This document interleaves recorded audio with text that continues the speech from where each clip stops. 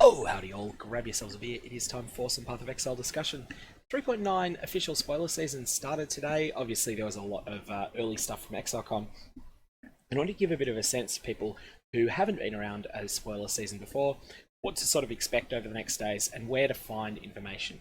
Now, this channel, I'll continue to post information and analysis on things. There's not very much to analyse today, so this will be a short video, but I'll try to get that out at least 3 times a week, and especially whenever there's any major news. But all we've got in this thread at the moment is Squandered Prosperity, one new divination card, which in a lot of ways is somewhat of a functional copy of the divination card, the Mayor, that already exists. Because of the aesthetic of this card, it's very similar to the Bargain and the Deal.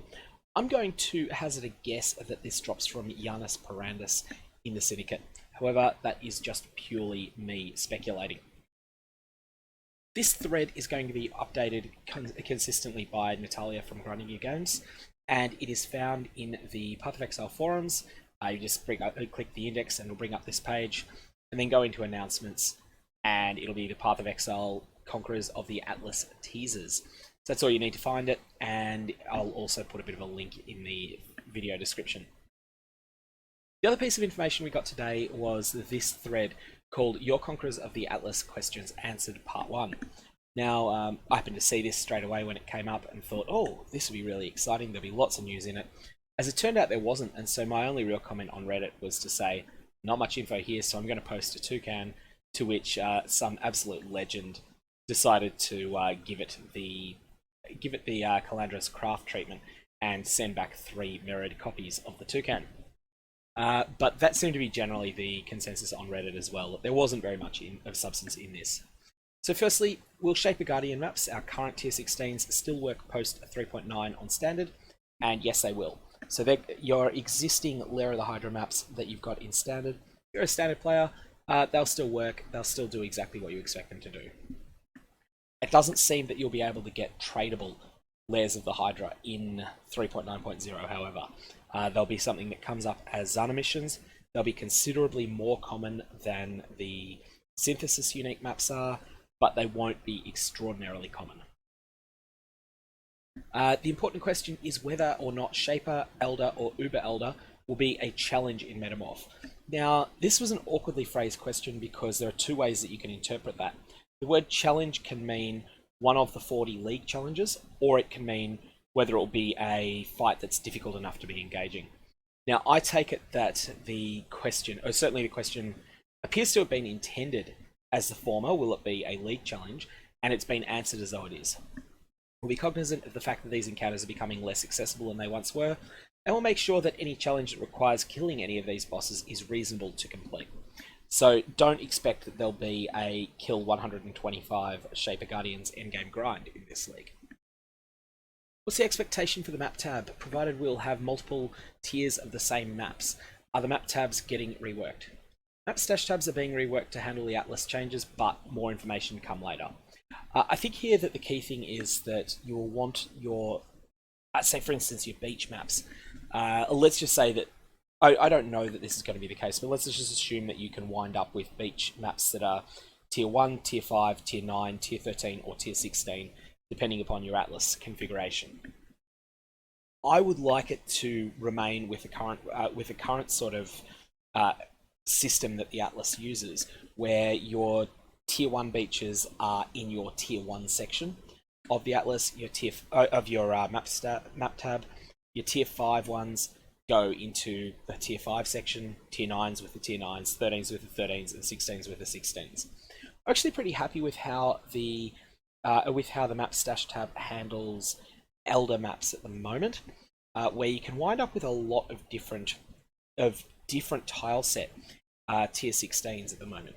I had this happen during the Legion League, where I would be buying Eldritch Incubators from other players for a period and letting them generate me a whole lot of tier 16s.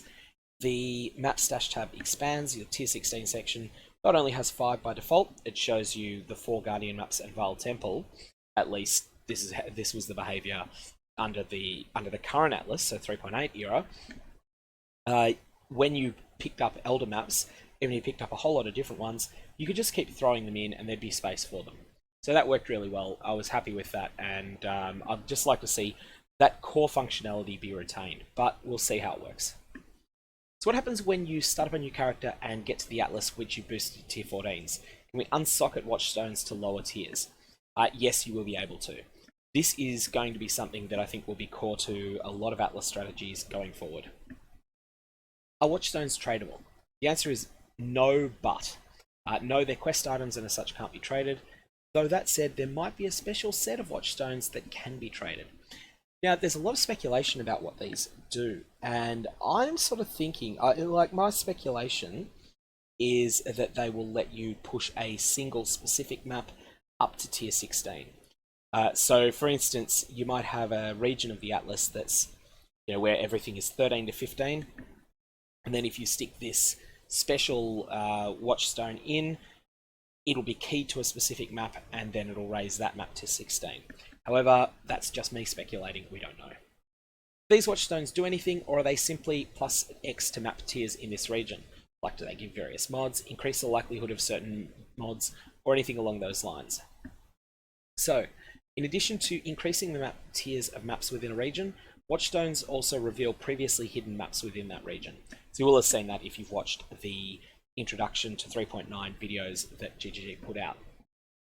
For example, socketing a Watchstone may reveal a hidden shore map that you couldn't previously seen. So I'm assuming from that shore is not available as a white map.